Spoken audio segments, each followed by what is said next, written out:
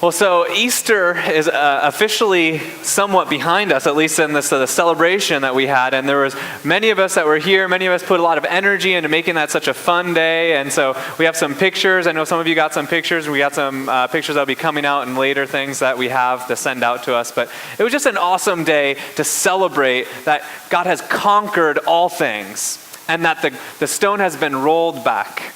And it's so amazing to think about that, and that sometimes it drifts away so quickly, doesn't it?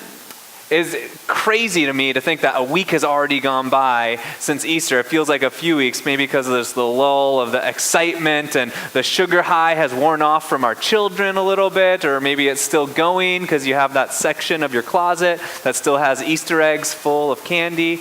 And you're just hoping the ants take them over so you don't have to keep feeding them to your children. That's just a personal kind of vet right there a little bit. But it's crazy to think about where we're at and how we've gone so far. But I'm really excited about this sermon series that we find ourselves in. I think it captures a little bit of what the disciples probably were thinking about during this time, especially Thomas after Jesus had talked to him. But the sermon series is the things I wish Jesus never said, which is kind of an ironic but funny way to think about some of these phrases that Jesus has said. I've talked a lot about my first time opening up the Bible and wondering what in the world Jesus actually meant because of how radical the statements are. I mean, I hadn't really grown up with people telling me how I was supposed to interpret this holy text. And so when I opened it for the first time, I read its words and I just thought it was, pretty intense. I mean, things like turn the other cheek. This morning we're going to talk about do not doubt. We're going to talk about some phrases that Jesus has that when you open it for the first time, if you don't have the sort of the Sunday school answer or mantra in your head, you think to yourself, what in the world did Jesus mean by this? Or perhaps you grew up in the church and you think to yourself every time you open the Bible, what in the world did Jesus mean by this stuff? I mean, he says, in fact, some crazy things sometimes.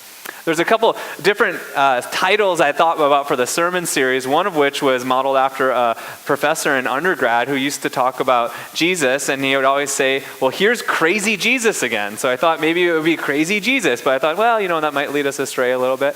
Another sermon title for the series that I thought about was modeled after this Saturday Night Live skit. And it was a Saturday Night Live skit, and I was going to play it, but I didn't want to, offend anyone. But it was basically, how many of you have an Alexa or a Siri or a Google Home or some sort of device, right? There are these little hubs that you have in your house, and you can ask them all sorts of questions. They connect to the internet, and so at home we have Alexa, and it can be like, Alexa, what is the weather out today? And this is an Alexa that was built for the golden generation.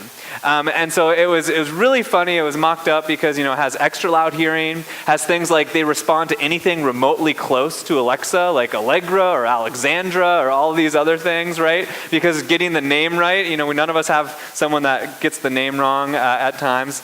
But the funniest part about it was actually something that I find myself doing a lot. Which is, I might ask it, Alexa, what's the weather out today? And granted, we live in Hawaii and, weather is never an accurate thing for us. But I find myself, after Alexa responds, and I say, well, I don't know about that. And so over and over again, as these people ask Alexa these questions, you have these greatest generation that say, I don't know about that.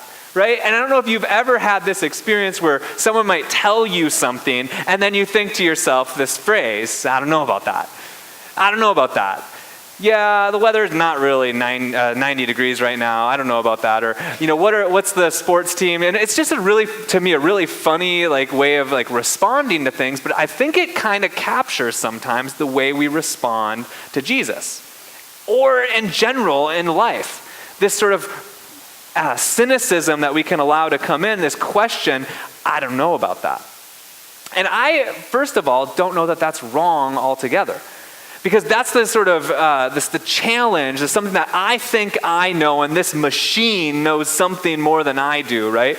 But it's not just the machine, it's other people, and it's even the Bible at times seem to know things or seem to tell us something. And so this entire sermon series is going to be these kind of snippets. We're not building some sort of grandiose content. So if you miss a week, you can listen online or you can, catch up with it later. But they're phrases that really fundamentally challenge us and call us to question Jesus, or respond with that phrase, I don't know about that, Jesus. And the one that we're looking at today is, do not doubt.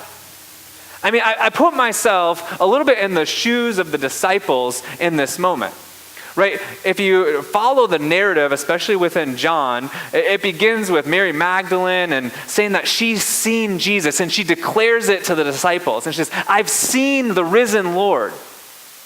And the disciples' response is, I don't know about that, Mary. And then what do? They find themselves locked away in the upper room. Those of us who grew up Methodist, that's where we get our name from for that devotional that we read out, this faith devotional, the upper room that our publishing house sends out. But they're locked away in the upper room thinking to themselves, I don't know about that. And not just I don't know about that, but imagine the scene for a little bit, that Jesus had been killed by the Roman authorities, and he had been put to trial by the Jewish authorities, and then all of a sudden the tomb was empty, and then this follower, Mary, had said she had seen Jesus, but they're not so sure about that, and they're not so sure they want to believe in this power, because what if the Sanhedrin all of a sudden starts to connect the dots, right? Because one of the initial questions that the disciples asked to themselves was, who stole Jesus out of the tomb?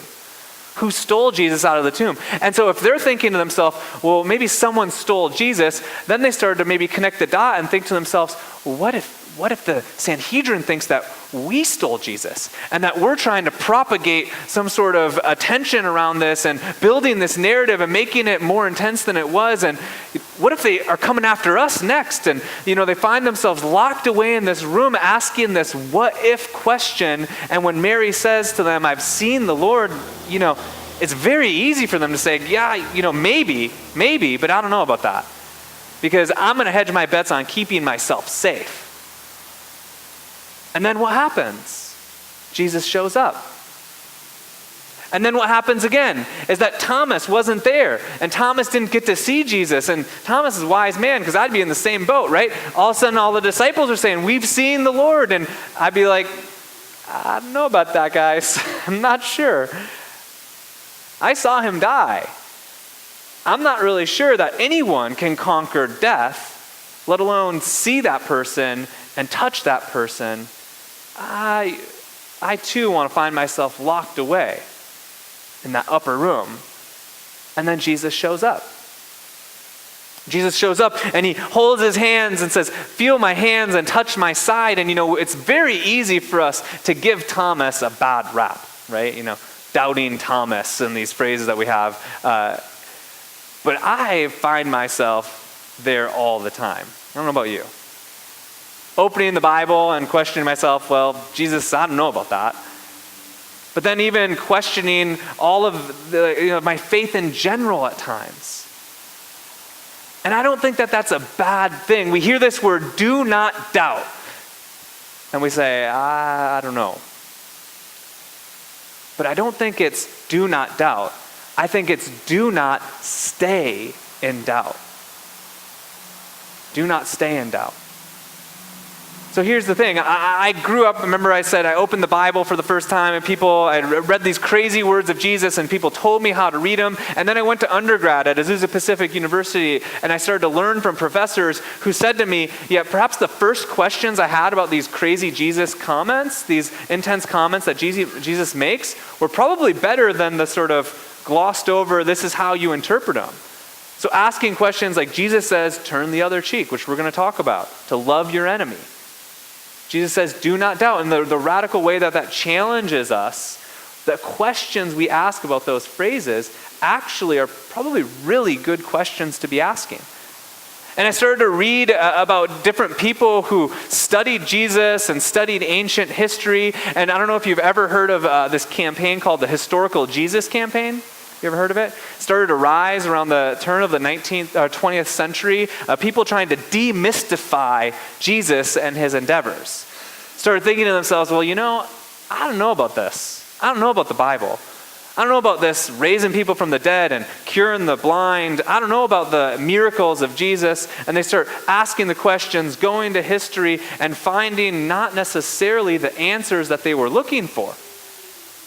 And they started asking more and more questions about it. And I found myself in undergrad, I had built up my faith in high school. And then now in undergrad, I started to see these questions and I started to realize that there's really no concrete answers for some of these things.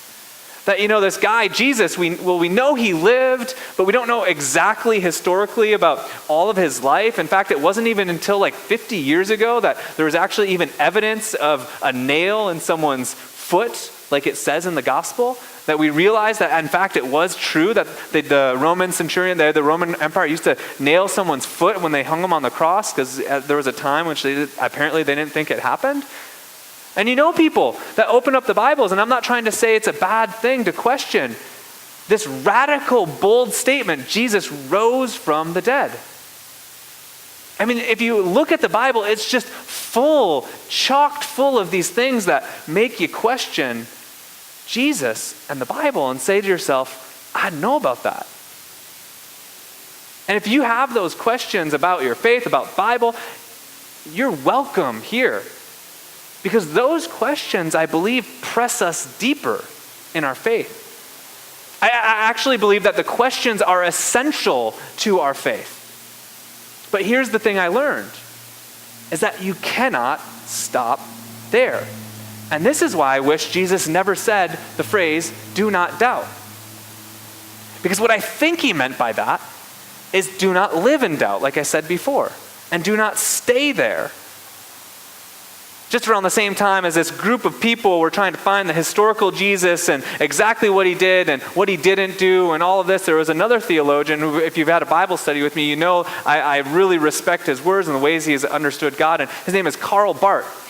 And Karl Barth challenged me. He said that God speaks to us and reveals God's self to us. Because he saw all these people that were trying to go through history and find in archaeology the answers of God. And he said, guys, you're not going to find God in those places. That God is in fact this holy other that speaks to us. And I remember thinking to myself, with all the questions and all the doubts that I had and all of the sort of uncertainty of my worldview that I had built up in high school had come crashing down, thinking to myself, Bart essentially was just saying, I've got to believe that God is in fact speaking. And I know that seems like a simple phrase, right? But think about it, that you believe God is in fact speaking now. That this holy other God is speaking to us.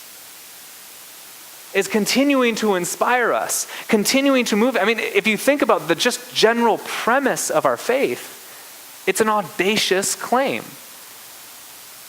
And I think that the questions help bring us closer because they help press us deeper. See, Karl Barth, relied heavily on a philosopher. I know I'm getting heady today, but a philosopher named Soren Kierkegaard. I don't know if you've ever heard of him. But Kierkegaard talks about the risk of faith. He actually says that faith requires doubt because without the sense of uncertainty, it's not faith at all. He says faith is like stepping out into the abyss and not knowing if you're going to fall. And we know this from not just Kierkegaard and philosophers. We also know this if you listen to CEOs or TED Talks or things. They say risk is an essential component to success, right? You have to be willing to risk if you really want to break through the next level to achieve or to find something that you didn't know you had. That risk is an important characteristic of leading even an organization or a business. Well, Kierkegaard says the same thing. And I'm a visual person. I love movies, and so it kind of dates me a little bit, but it brings me back to Indiana Jones movies. You know where I'm going. Some of you know where I'm going, right? Indiana Jones and his search for the Holy Grail.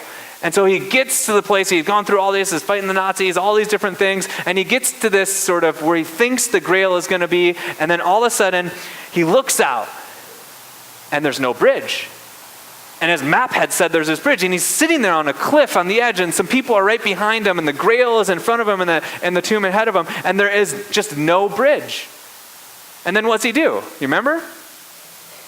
I think we don't get the luxury of the stones that he scatters out in our faith all the time. But this idea that Kierkegaard is trying to say, to get the reward, to get where we're going, you have to be willing to take that risk.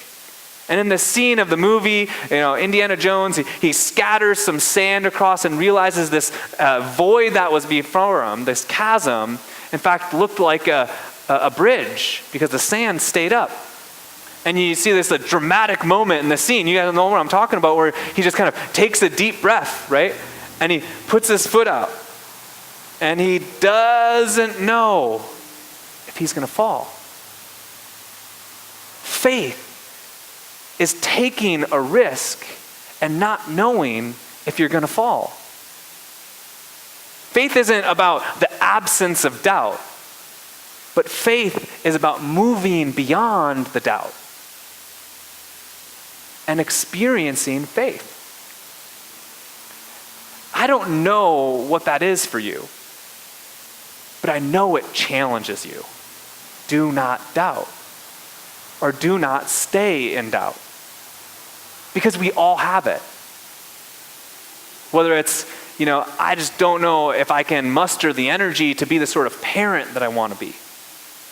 Or whether it's, I don't know what tomorrow is going to be because I'm aging and life is looking so much different than I had imagined it to. I can't imagine myself being of benefit. Or whether it's a breaking, fractured relationship, or I don't know what it is that you just cannot see the hope. You're unsure about whether or not God can in fact heal or in fact be raised from the dead, and you say to yourself, well, I don't know about that. And I'm not trying to say if you're here and you got these questions, that those questions aren't valid. Do not hear me say that. But I think that Jesus' challenge to us is that sometimes we have to be willing to see, to risk the possibility that in fact the words that he says are true. That the stone that we celebrated last week that's rolled back is in fact true for your life. And it's not just enough to say the stone's rolled back and something's happened, and then go back into that upper room in fear and in doubt and say, I don't know about that, Jesus. But we have to be willing to risk. To live as if a doubt is there, but the risk is worth it. And I can imagine that you have stories that you could share with one another of powerful ways that your doubt was there and your fear was there and you were just unsure about what hope or what life was going to look like, and you risked. And you started a journey. And you kept journeying. And perhaps it was a year later or 5 years later or 15 years later, you look back in the hindsight and you say, what if I would have just stood there at the edge and stayed in my doubt?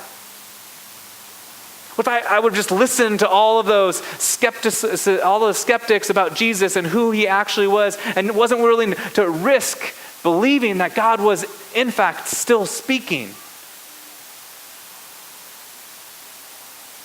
What if I was unwilling to risk that there is always hope and reconciliation offered to relationships, even when they look like they're totally crumbled and gone?